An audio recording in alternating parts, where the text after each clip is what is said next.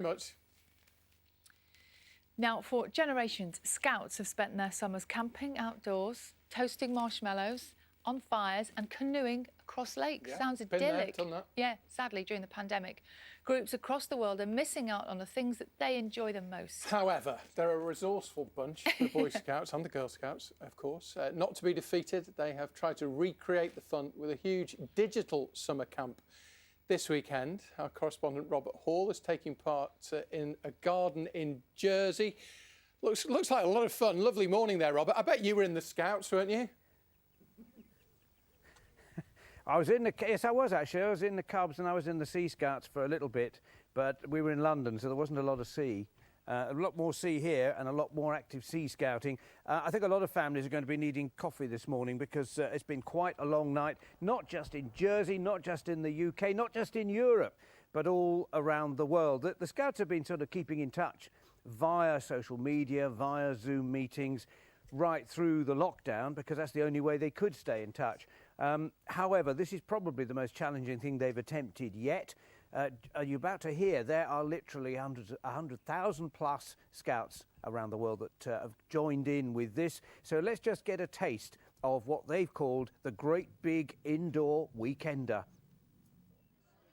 Friends, shared experiences and the great outdoors. The threads which run through scouting, particularly at this time of year. Summer 2020 has a very different feel. Campsites and buildings are empty and silent, Scout meetings suspended, friends forced apart.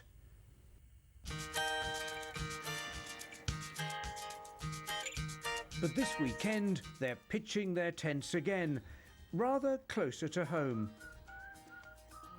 The call's gone out, and well over 100,000 Scouts have answered it. In countries around the world, they're setting up camp inside and outside their homes. A virtual jamboree with online challenges to match. I am Isaac, Moss, Rex and Beavers. This is my stay-at-home jungle camp that I will be sleeping in this week. Ben and Annabelle have pitched their tent in their Jersey front garden. They, like thousands of other young people, have experienced the stresses of lockdown.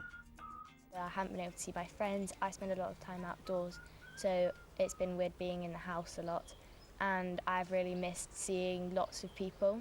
It's definitely been tough going from seeing people every day and scouting nearly 3 times a week to not seeing anyone at all, and it's been even harder because my workload from school has increased.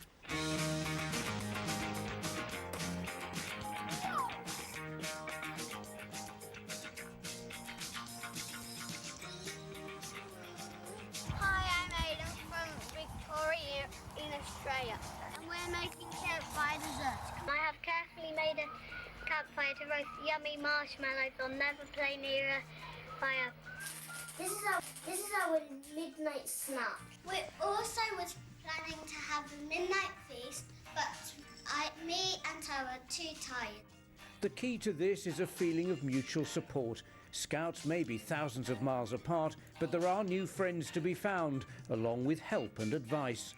It's so good that we can all get together like this and take part in these activities. I know for a lot of you it's been hard staying indoors and away from our friends. If the lows are outweighing the highs, ask for help. It's not a weakness. We all need a hug and help carrying our worries from time to time. It's been a long day and I'm sitting with my electric campfire, warming up. The virtual campfire's over, the tents and duvets are being packed away, but those scouting threads have been rediscovered just when they were most needed. All right, looking good here. I'm looking at the contents of that pan and feeling much better than I did when I arrived. Glenn, you're actually the Island Commissioner here. What did you think of this when you heard that? Got a phone call to say we're going to do this. What did you make of it? The Great Indoor Weekend, I thought it was a fantastic idea. I mean, we've done something similar locally in terms of trying to get all the Scouts together online around a campfire. And so, fantastic idea to bring everyone together.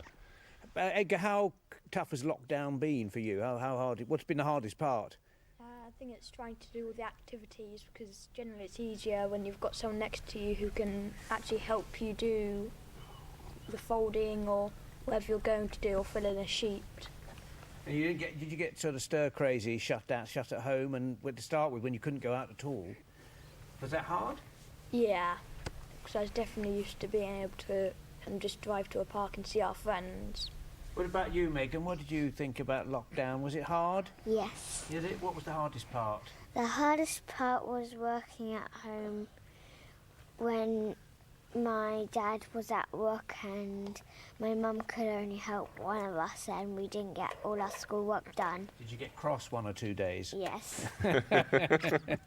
And what about this as an idea? It's a great idea, isn't it? Because at least for a couple of days it brings everybody back together. How challenging has it been to keep scouting going and active in the island? It has been difficult. I won't say that it hasn't, but the leaders have been amazing.